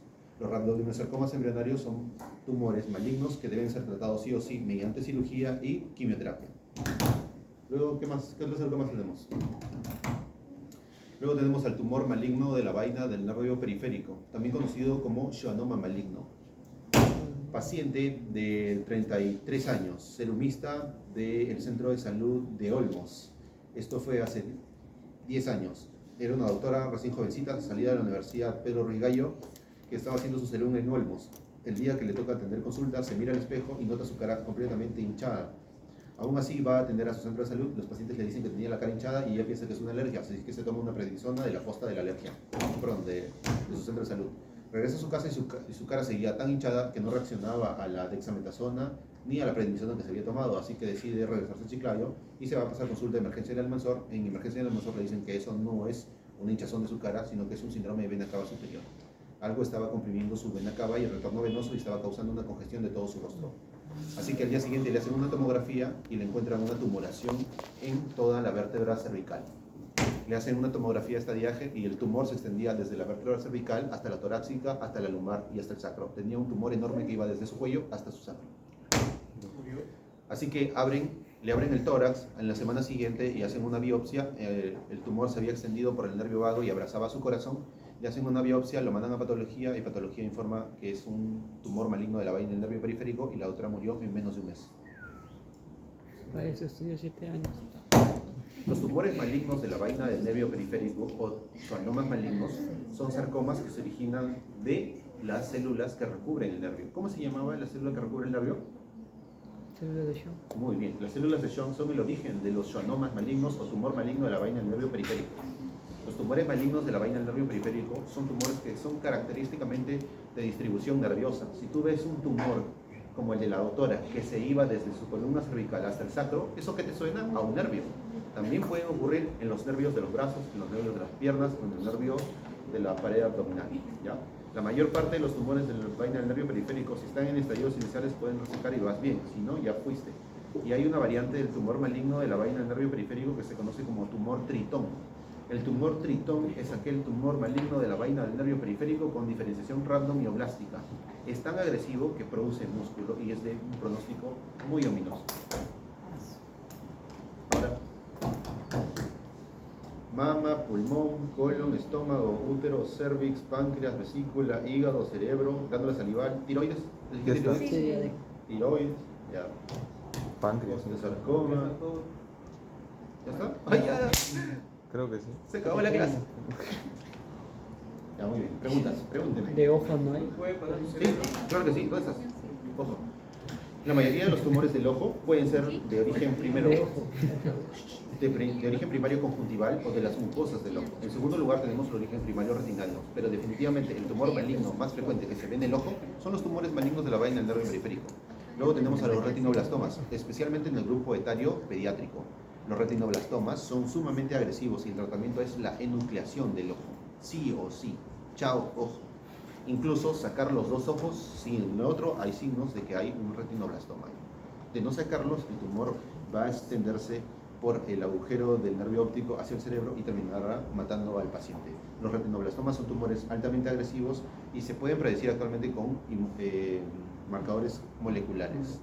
¿Ya? Luego tenemos a los tumores malignos de la vaina del nervio periférico, del nervio, de la retina, perdón, del nervio óptico, y tenemos a los tumores benignos, a los neuromas del nervio óptico, que también son frecuentes. Y luego tenemos a los carcinomas del ojo, que en este caso se originan del epitelio escamoso de la mucosa conjuntival o del epitelio escamoso del párpado. Además, tenemos a los carcinomas que se originan del epitelio del párpado, pero que no es de origen escamoso, sino de origen melanocítico.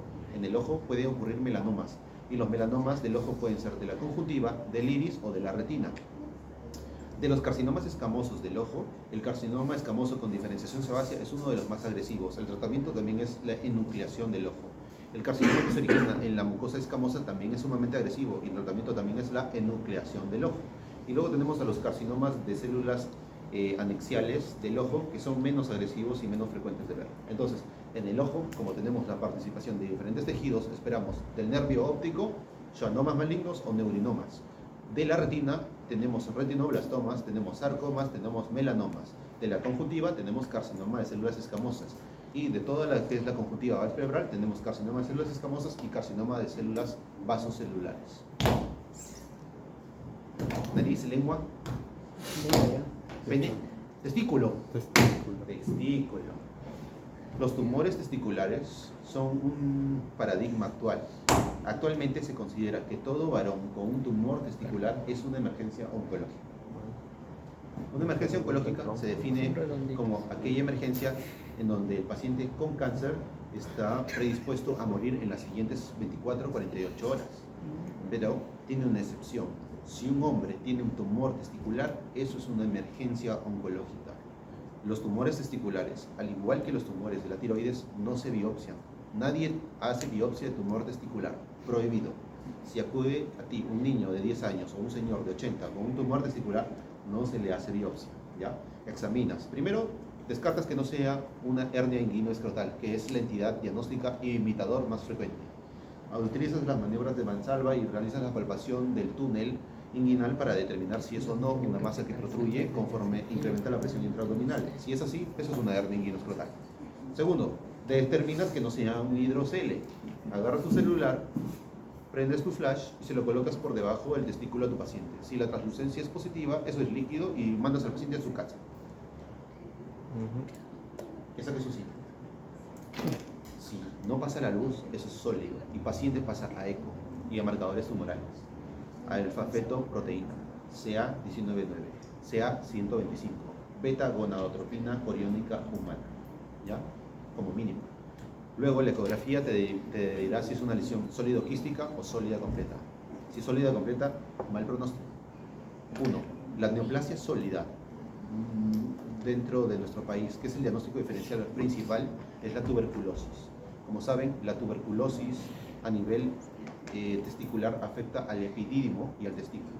Así que en nuestro país una masa testicular puede ser una tuberculosis testicular, pero da igual si es una tuberculosis, el tratamiento es orquiectomía. Entonces llega tu paciente con la masa, le haces la eco, masa sólida, chao testículo, chao testículo y cordón espermático, más o menos 5 centímetros por encima de la unión con el testículo.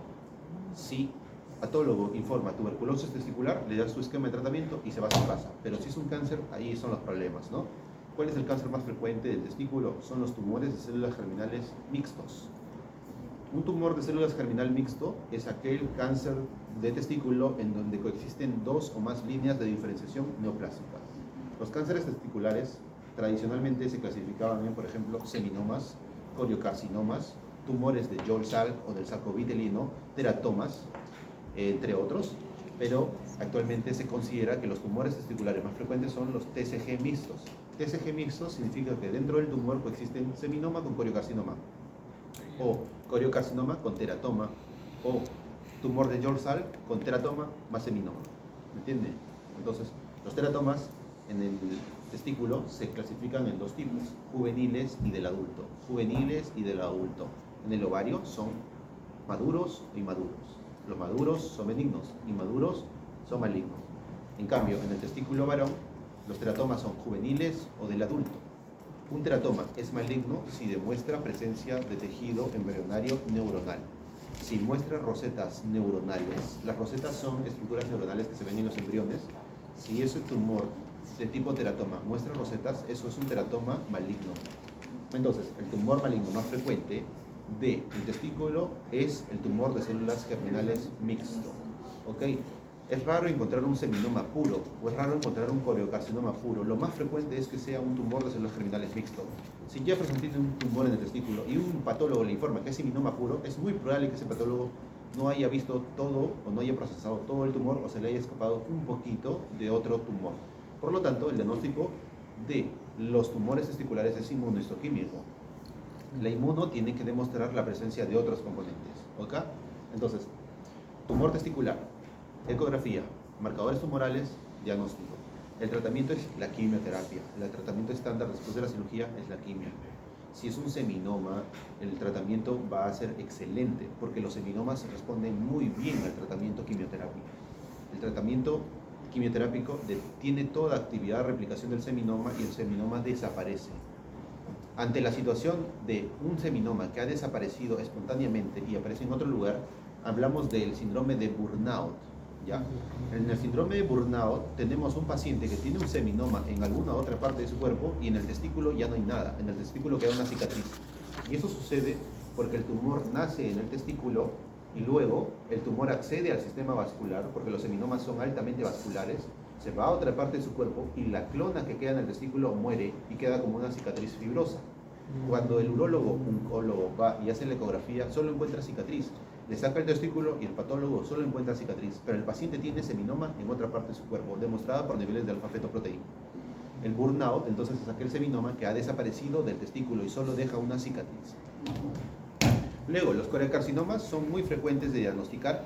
Característicamente se parecen a los seminomas. La única diferencia entre un coriocarcinoma y un seminoma es el componente inflamatorio. Los seminomas son tumores malignos que les encanta tener linfocitos. Son células con un nucleolo central y muchos linfocitos. El coriocarcinoma no. El coriocarcinoma no tiene linfocitos. Eso, y además que forma estructuras glandulares. El tumor de Joel-Salk tiene las características rosetas de Schiller-Duval, que son casi clásicas, no tan patronomónicas, pero sí muy clásicas para hacer el diagnóstico de Joel-Salk tumor. ¿Ya? Entonces, el diagnóstico es tanto morfológico, pero idealmente es inmunohistoquímico porque la mayoría son mixtos. Y el tratamiento es la orquiectomía, sí o sí. Ya igual da si es benigno o si termina de ser maligno. Tienes una masa en tu bolita, te sacan la bolita. Y la pones de adorno en tu bolita. ¿Ya? Sigamos. Tumores de uña. ¿De qué? ¿Tumores de lengua? Muy bien. Las neoplasias de la lengua pueden ser neoplasias benignas, premalignas o malignas. Las neoplasias benignas tenemos un montón, ¿no? Dentro de las neoplasias benignas, las neoplasias fibrosas benignas son las más frecuentes de encontrar. Tenemos verrugas, papilomas, erosiones, hemangiomas cavernosos, granulomas piógenos, etc. Por definición, en la mucosa oral, los granulomas piógenos se llevan toda la batuta porque son súper frecuentes. El hemangioma capilar o granuloma piógeno es la lesión más frecuente que encontrar. Pero también tenemos otras lesiones fibrosas en la lengua, ¿no? Que no vale la pena mencionar porque son muy específicas, algunas aparecen exclusivamente en embarazadas. Bueno, luego tenemos a las lesiones premalignas, donde ahí hablamos ya de lesiones leucoplásicas, es decir, carcinomas in situ. El carcinoma in situ vinculado con displasia de la mucosa de la lengua se vincula más a su vez con fumar, tabaquismo, alcoholismo, etc. Y también con enfermedades profesionales. Y luego tenemos al carcinoma de la lengua. Dentro de los carcinomas de la lengua, el más frecuente es obviamente el escamoso. El carcinoma escamoso primario de lengua es una neoplasia frecuente. Además de la lengua pueden aparecer lesiones malignas como por ejemplo los rhabdomiosarcomas y los leiomiosarcomas primario de lengua. Y también la lengua puede ser el asiento de melanomas malignos de lengua. El tratamiento da igual si es carcinoma o rhabdomiosarcoma, leiomiosarcoma o melanoma. El tratamiento es la glosectomía más disección ganglionar. Chao lengua. ¿Qué más? ¿El diente? Sí, el diente. En la encía tenemos el diente y la raíz del diente, y los tumores más frecuentes de la encía y de la raíz del diente son los carcinomas escamosos. Tenemos varios tipos de carcinomas que pueden afectar al diente, los carcinomas alveolares, los carcinomas asociados o no alveolares, etc. Y también los osteosarcomas y condrosarcomas de la región dentaria, ¿no? Pero definitivamente son los carcinomas escamosos los más frecuentes. El tratamiento estándar es la mandibulectomía o la resección del todo el maxilar. Sí, incluso si el tumor afecta a varios dientes, te sacan toda la cara, no me acuerdo cómo se le llama, pero te sacan toda la cara, ¿no? Te sacan toda la cara cuando tienes escenarios de mucormicosis, cuando tienes rhabdomiosarcomas o neoplasias rhabdoides de la línea media, cuando tienes linfomas TNK agresivos de la línea media, cuando tienes adenocarcinomas también de la línea media, o melanomas malignos o carcinomas escamosos del paladar o de la línea media, ¿no? Entonces agarran y hacen una incisión, te bajan toda tu piel y comienzan a serrucharte todos los huesos de la mandíbula, te arrancan la nariz, serruchan todo el hueso orbitario, te sacan por acá, te rompen esta apófisis mastigoides, te sacan todos los huesos y te vuelven a rellenar y también te sacan tu ojo. Y ya. El paciente puede seguir tomando su cañita al día siguiente.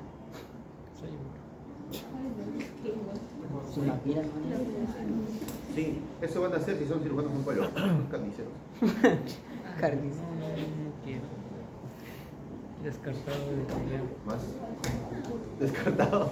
Ay, no le gusta. A mí tampoco me gusta. No me gustan las cirugías. Eso de estar parado y tener varices, no.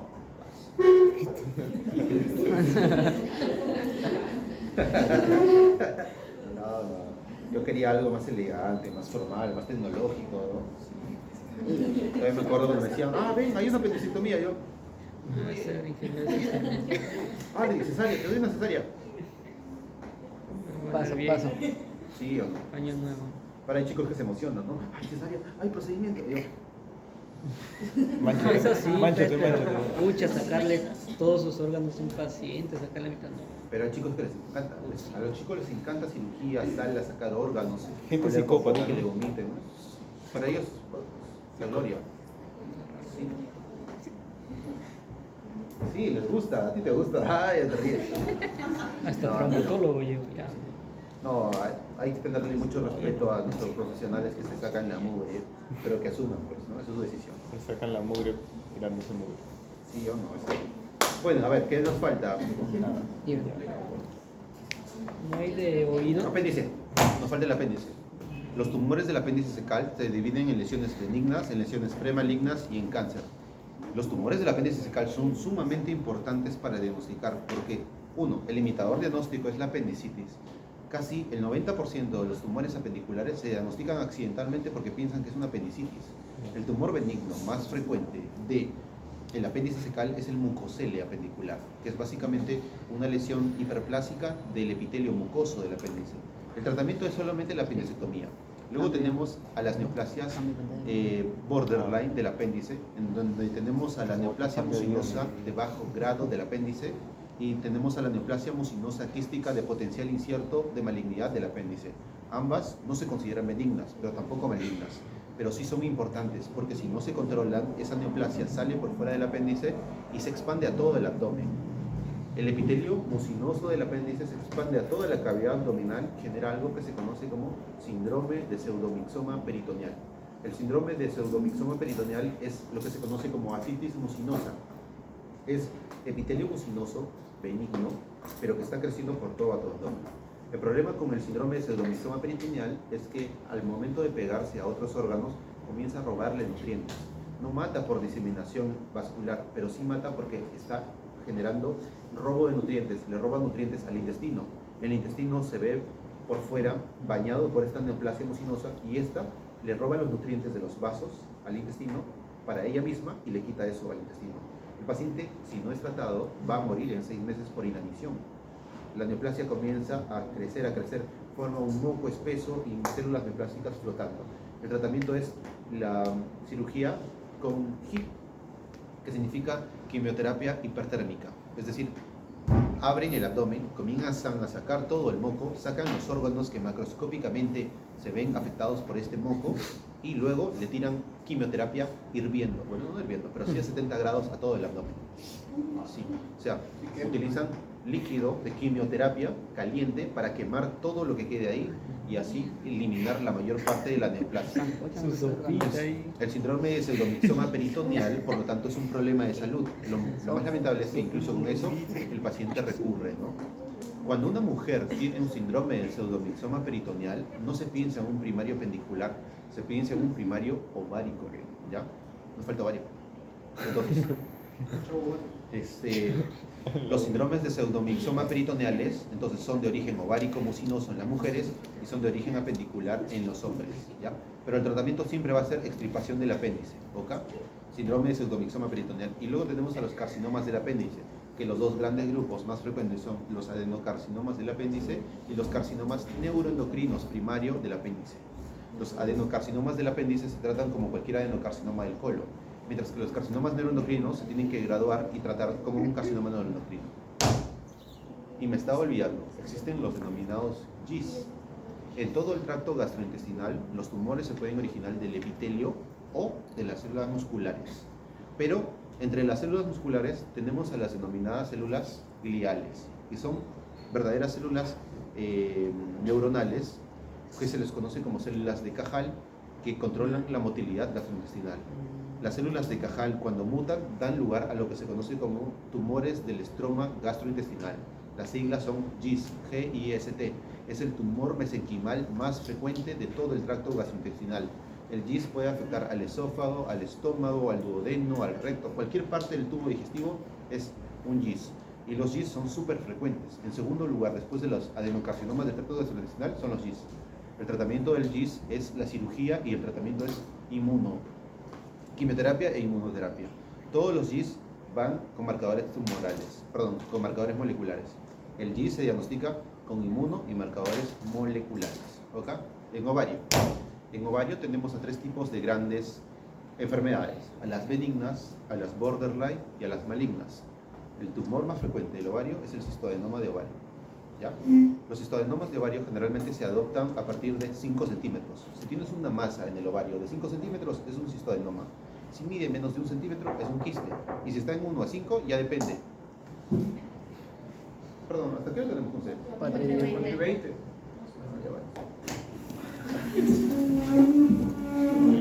No viene ovario. No viene ovario.